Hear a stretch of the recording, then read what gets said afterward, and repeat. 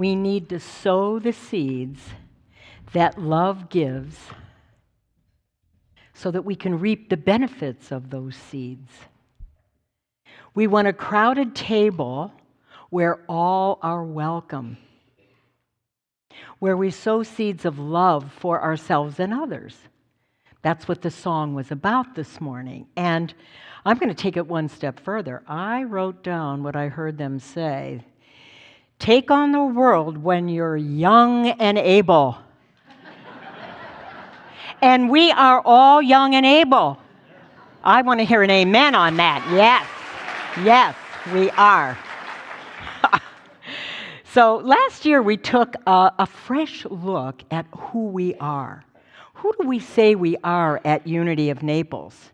And in a workshop where we were all invited, we upgraded our purpose a bit, and we took it apart, changed a few things, but we kept the last statement, which we say every Sunday.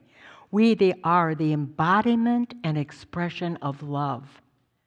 And that's a tall order. We called ourselves to awaken to that truth for ourselves and to sow the seeds. And since this is February, commercialism points to love this month. So we're going to look at love. Okay? You may remember way back in December, I can't believe we're in February already. I said to you the third week in Advent, it was on love then, I said, we're going to revisit this in February, and here we are, in the blink of an eye. Everything we do this year is to practice something. Live your best life. That's our theme. And during this year, we are going to look at our purpose statement and our core values. So since it's love, we're going to do the last part of that, which is for us to be the embodiment and the expression of love. What we are declaring is that love is that aspect of self that is the indwelling presence of the divine, the indwelling presence of love.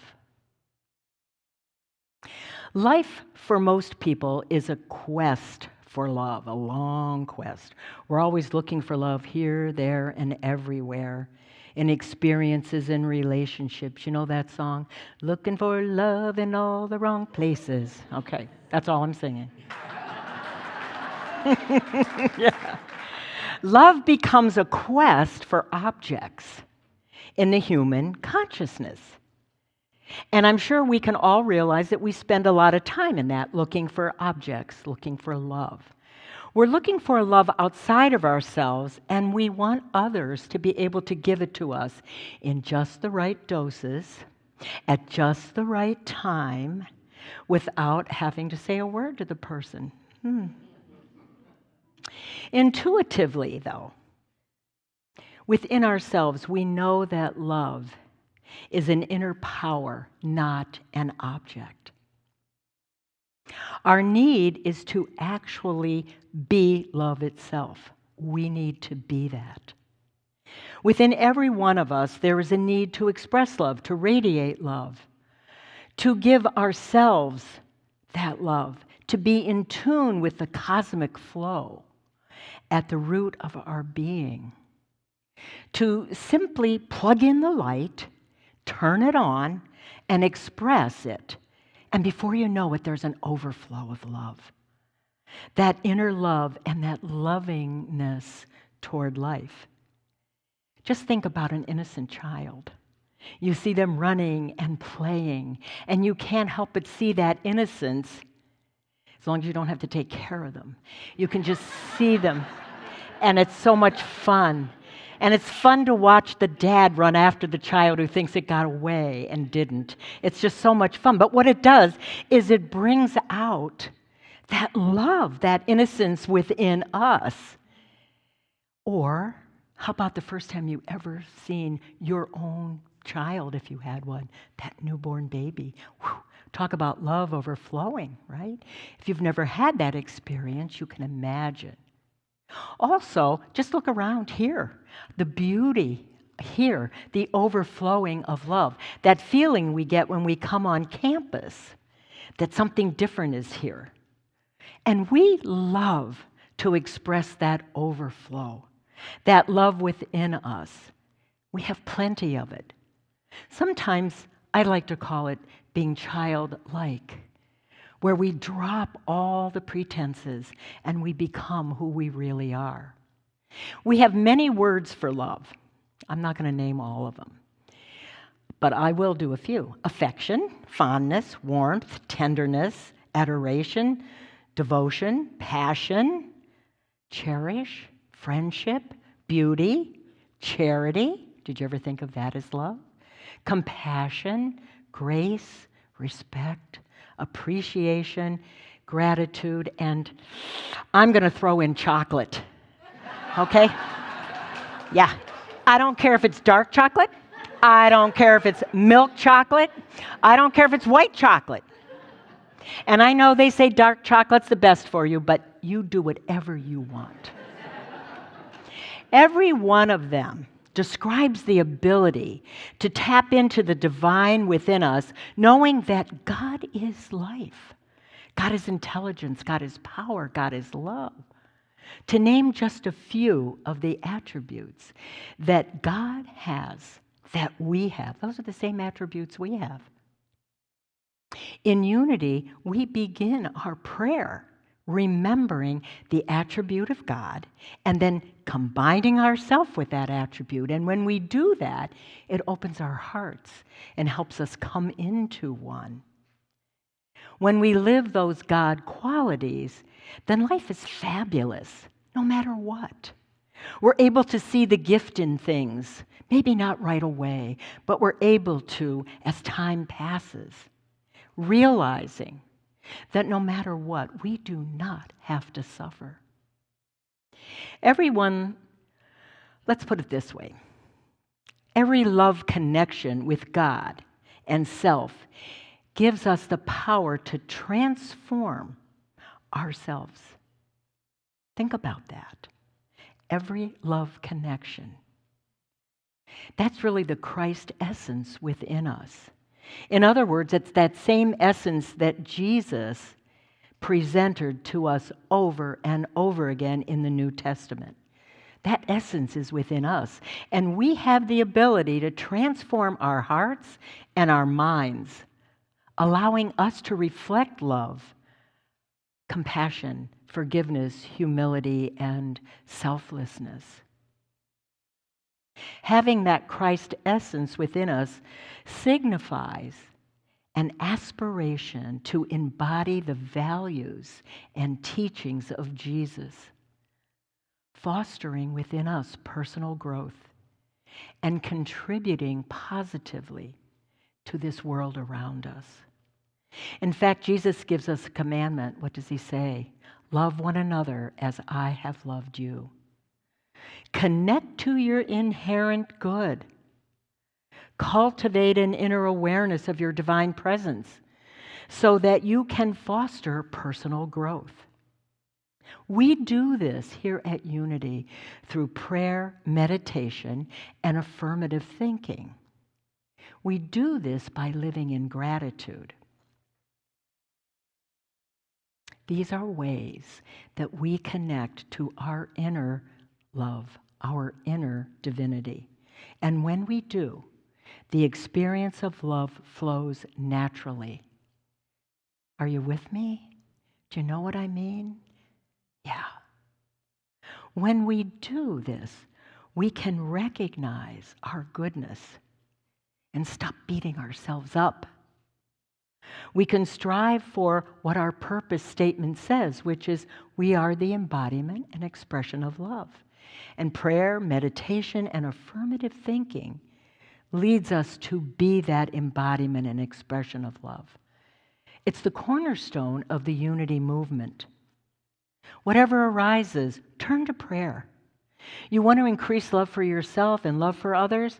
Sit in meditation. Get in touch with who you are. I guarantee you, if you do these things, you will just flow with love. It just happens naturally. because we become grateful as a result of that. However, we need to do it. And Unity's fifth principle says it's not good enough for you to know it up here. I'm going to do it my words. Okay?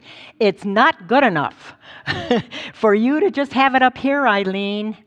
You have to do something with it. You have to live it. You have to work on making your insides and your outsides match. When I get lazy and I don't begin my day with prayer or meditation, because all of a sudden I hear a ding on my phone and I go, well, it's really early in the morning. It's probably something going on at church. I better look. Then all of a sudden Gary says, Eileen, can you get me this? Can you get me that? And before you know it, the time where I should have gone into prayer and meditation is gone, and I have ripped myself off. So what I have to do is I have to regroup and find at least 10 minutes, start my day again.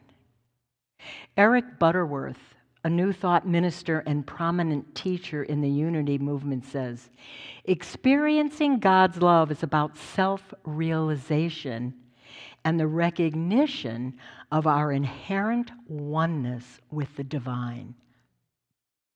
We need to cultivate that oneness.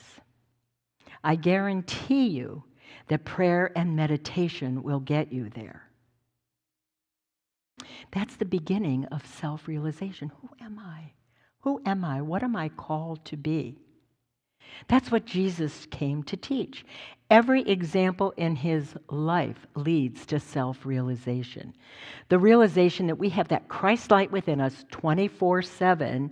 We can use it whenever we want. It never goes out.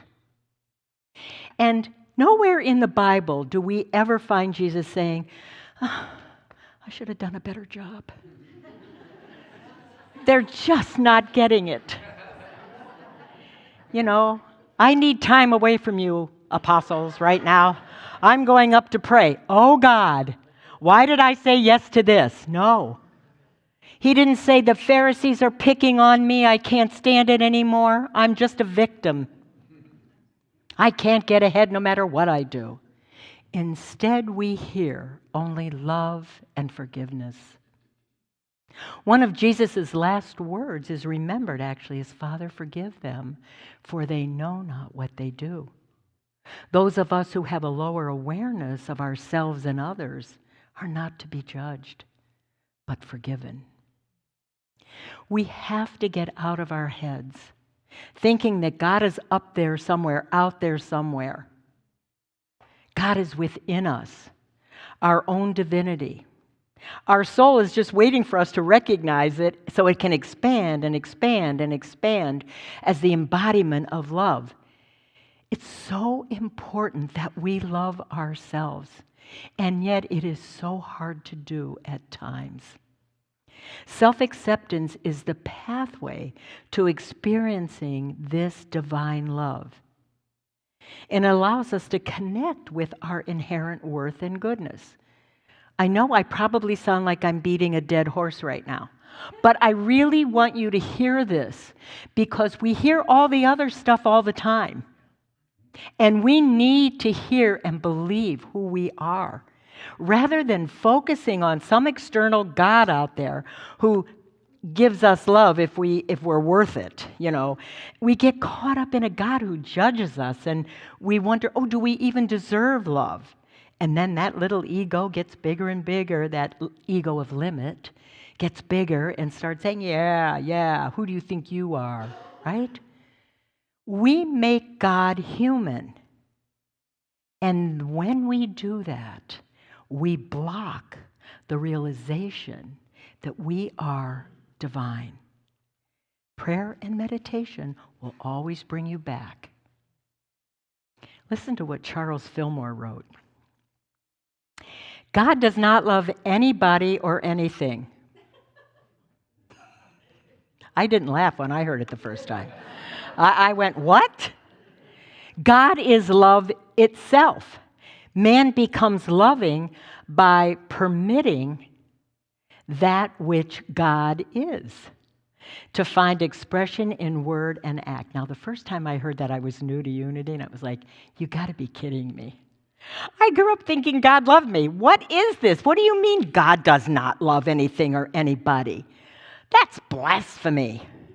Well, I had to wrap my head around it because something felt true about that. Because I remember growing up and learning in the Catholic religion, I'm made in the image and likeness of God. And I also remember in catechism, and the nun would say, who made you? God made you. Why did God make you? To show forth God's goodness. So that's something. So I wrapped my head around that a little bit, and Eric Butterworth's book, Discover the Power Within You, helped me really realize that I am made in that image and likeness, that I am the very essence of God, and that is humbling, isn't it? When you take that in to your special place, you are the essence of God. Well, I finally stopped seeing God as a person, and I began to see God as a formless energy force, present everywhere, in everything, all the time. I remember hearing the explanation to help me with that, and you've probably heard it too, that God is the ocean, and Eileen, you are the wave. Wait a minute, you put my name in there. If you just say you are the wave, but you go, Eileen, you are the wave, whew, that takes it to another level. How do you separate the ocean from the wave? Tell me. You can't. You can't. So I finally got the connection. It made so much sense that it even took me to another level. Every time I go to the beach, I watch the wave come in, and the sand changes, doesn't it? It doesn't stay the same. That sand represents to me the changes that take place if I'm willing to come from love. If I'm willing to feel a deep love and light within me. I cannot go to the beach without thinking that, without seeing it, without enjoying that sand changing and reminding me that I have that power within me to see things in love, to be love, to all beings, even when it's difficult, especially when it is. See? I need to learn to express love in the messiness of life. And life can get messy, can it? It can get messy. So, in the 4 agreements we were talking about last month, we said, always do your best. And that hit me because I thought, if my intention is to do my best, then why do I beat myself up when it isn't from my standards? Why don't I understand that I always am doing my best in any given situation, and if I'm not, I can't fool myself? Real love of self has to come into play, and real love is strong, it's tough, and it's brave. Real love is knowing that every person has the ability to be strong and tough and brave when faced with the messiness of life. We all have that Christ spark within us, no matter what.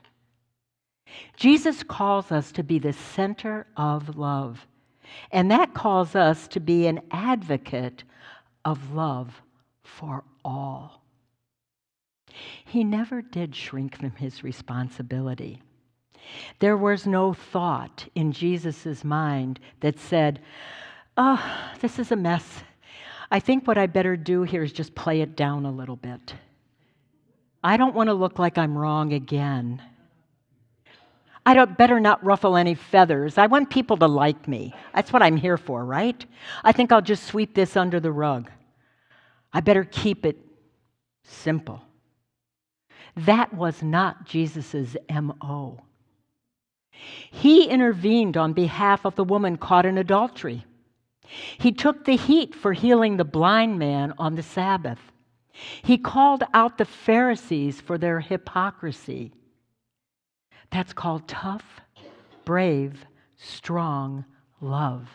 And yet Jesus was the embodiment of love and peace. Love is a call to action, a hard call. We are called to be the center of love. And this requires an upgrade on our computer here, on some of our beliefs. We need to upgrade. What did Jesus come to do? Eric Butterworth wrote, "Love is to touch the deep spring of your own nature, to turn our lights on and be love. We are all the center of love." I invite you to consider how you are called to turn on your light and to be the love for yourself and others. To stop beating yourself up and to understand that everything you do has a purpose for your greater good. Meister Eckhart said, "Let God be God in you. Let love be love at the root of your being." God is the ocean. All of us are the wave. All of us. And that wave touches the shore and it changes everything. We have that ability to do that. This week, I invite you to wake up in the morning and to find 3 things that you can be grateful for before you even get out of bed. That's practicing love. 3 things. And then go to the bathroom after that. Don't drink your coffee yet or your tea. Just come up with these 3 things and then sit in a chair and be grateful for the things you were just grateful for. That's love. That's love. We make it so complicated. It isn't. When we realize what we have, our hearts open, and we're able to get into that experience of goodness, right? Yeah. We affirm that we feel God's presence as we continue on with our day, if we start off with just a little gratitude, especially in the messiness. When you do that, you have just prayed, you have just meditated, and you have just affirmed the power of love in your life. Just by waking up, 3 things you're grateful for before you get out of bed, you have prayed, meditated, and affirmed. That's how easy it is. Next week, I want you to come back. So, next week, we're going to look at how we love ourselves when that messiness wins, and how our personal call is to action. May you feel the blessing of love and gratitude this week, my dear friends. May you feel that. May you take that in. This ends the first week of our Love Talk. And so it is. Amen. Yeah.